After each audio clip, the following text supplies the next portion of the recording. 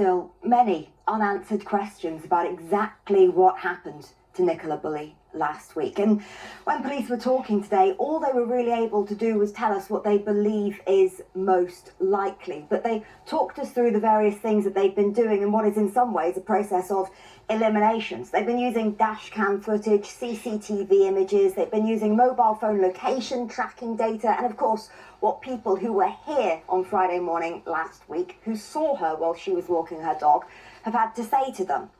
That what they're saying is that they've looked at all of the possible routes that she could have walked away from here, and they can't place her on any of them. Earlier today, it was quite something. The road through this village lined with people holding up posters of her, and her partner, the father of her children, was also here, thanking people for their support and talking about all those very difficult questions their children have been asking. It's been a week, but still Nicola Bulley is missing. So 1 week on, their hope is that someone driving past will remember something. It just seemed absolutely impossible. Just like a dream. I cannot get my head around any of it. Every single scenario comes to a brick wall, every single one of them. Police are still searching in the area where Nicola Bulley was last seen. But at a press conference today in the village hall, they said one scenario is the most likely. Our main working hypothesis, therefore, is that Nicola has sadly fallen into the river,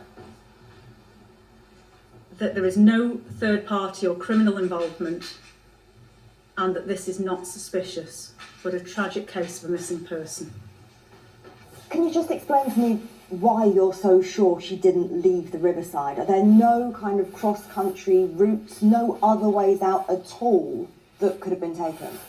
Yes, several of the exits from the riverside area are either locked or they're covered by CCTV. So we've been able to look at that CCTV, negate Nicola leaving the local area.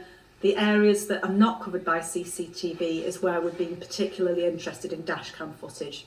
It is our working hypothesis that she's entered the water accidentally, and that's why there is no further physical evidence on the field. Can she swim?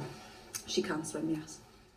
2 daughters at school, and then at 8:43 last Friday morning was on a footpath walking towards the river with her dog. She would have gone past the bench where her phone was later found and was seen by a dog walker who she knows at 8:47 in a field by the river. At 9, she dialed into a work meeting. Around 10 minutes later, she was seen by another dog walker in the next field over.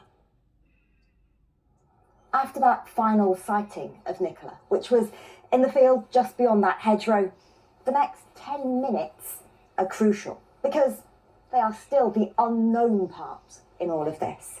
Today, police have said that at around 9:20, they believe her phone was on the bench here.